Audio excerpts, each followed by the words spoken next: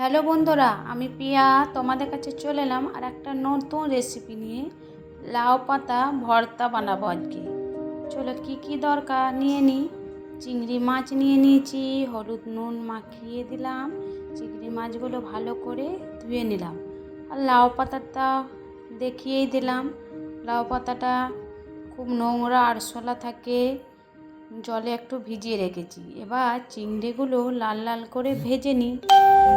এভাবে কে কে খেয়েছো কমেন্টে জানাবে। খুব টেস্টি হয় কিন্তু রান্নাটা। চিংড়িগুলো তারপরে ভাজা হোক আর আমি লাউ পাতাগুলো কুচি কুচি করে কেটে নিই। কেটে নেওয়ার পর সুবিধা হবে, আমি কাটি নিয়ে আগে জলে একটু ভিজিয়ে রেখেছি, নোংরা থাকে বলো। লাউ পাতা অনেক কিছুই রান্না হয়, তাই না বন্ধুরা?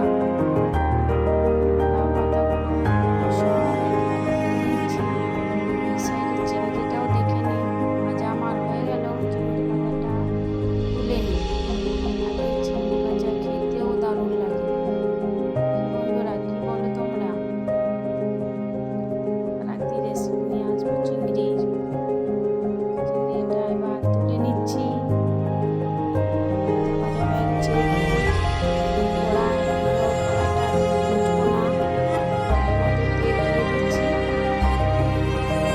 দিয়ে দিলাম। তেলের মধ্যে কালো জিরে, 3-4 কোয়া রসুন, শুকনো লঙ্কা, কাঁচা লঙ্কা দিয়ে দিয়েছি।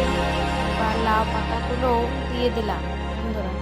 এবার দিয়ে দিই নুন, একটু হলুদ, একটু ঢাকা রেখে দেবো। জল বেরিয়ে যাবে, সেদ্ধও হয়ে যাবে। ঢাকাটা লাগিয়ে রেখে কিছুক্ষণ পর আবার ঢাকাটা খুলে চলো দেখি। দেখো জলটা শুকিয়ে গেছে। আমার লাউ শাকগুলো জলটাও শুকিয়ে গেল, লাউ শাকগুলো ভালো করে সেদ্ধ হয়ে গেছে। এবার চলো বেটে নিই চিংড়ি মাছগুলোর সঙ্গে।